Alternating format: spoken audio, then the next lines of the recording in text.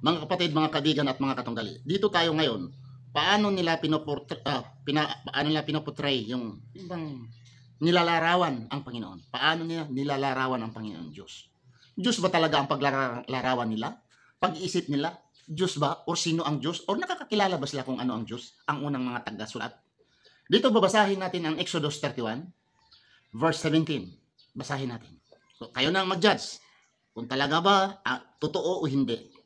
It is a sign between me and the children of Israel forever.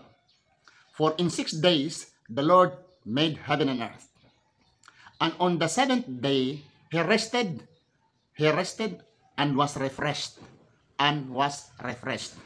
Tagalog dito. Ito'y isang tanda sa akin. Ito'y isang tanda sa akin at sa mga anak ni Israel. Magpakailanman sapagkat sa 6 na araw ay ginawa ng Panginoon ang langit at lupa. At sa 7 araw ay nagpahinga at naginhawahan ang Diyos. Sa English, God rested and refreshed. Totoo ba ito mga kapatid? God rested and refreshed sa Tagalog, nagpahinga at naginhawahan. Rested, ang ibig sabihin, huminto. Kasi pag rested ka, huminto ka, di ba? Pag naglalakad ka at nagpahinga ka, huminto ka sa paglalakad, di ba? Okay. So, nag-drive ikaw.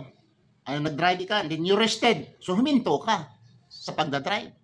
Mga kapatid, alam mo ba ano ang trabaho ng Diyos? Ano ang trabaho ng Diyos?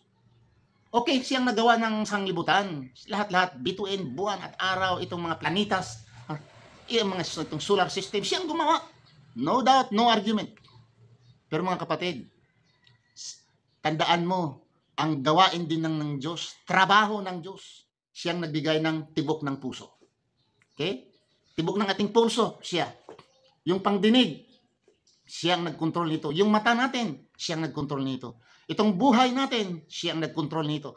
Nagpadaloy ng ating dugo, ay siyang nagkokontrol nito. Hangin, siyang nagkokontrol nito.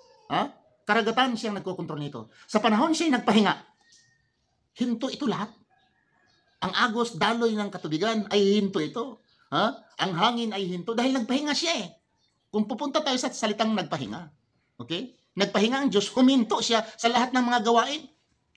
Imagine mga kapatid, itong daloy ng dugo natin, siya ang nagpatakbo nito, siya ang nagtatrabaho nito. Paikot sa mundo, 24 hours. Nag-iikot ang mundo 24 hours. Siyang nagpaikot nito. Kung nagpahinga siya, huminto siya sa lahat ng trabaho. Trabaho niya ito eh. Yung magpaikot sa lahat ng planeta ay trabaho ng Diyos. Kung huminto siya, at ang grabe pa dyan mga kapatid, refreshed. Ano siya? Sa Bisaya pa, naalimutan siya, nainitan siya, refreshed. Baka uminom siya ng soft drinks, or ano pa, ang kuha niya, baka Diyos uminom siya, o kumain ng ice cream, unrefreshed. Anong ibig sabihin ng magpalusot man kayo magpalusot? Pero ang nasulat, refreshed. Naginhawahan. Sa Bisaya pa, ang sama, nahayahayan. Ang Diyos nagpahayahay. You make an image, larawan, na ang Diyos ay parang tao. Parang tao. Kami mga Muslim ay hindi naniniwala diyan. Dahil ang Diyos, never ang Diyos, hihinto sa kanyang trabaho. Wala yan sa amin sa Quran, wala dyan na ang Diyos ay huminto sa kanyang trabaho. Dahil ang trabaho sa Diyos, hindi natapos yung lumikha siya ng tao. Ang trabaho ng Diyos hanggang ngayon tuloy-tuloy. Pag nagpahinga ang Diyos, lahat, pati hangin, rotation of the planets, lahat ito ay masisira kung nagpahinga ang Diyos. Hindi ho totoong nagpahinga ang Diyos. Kung literal ito, kung symbolic ito, rhetoric ito, ano? Pag sinabing nagpahinga ang Diyos, unrefreshed, is this literal? Is this a rhetoric? Is this symbolic? Sige, palusot.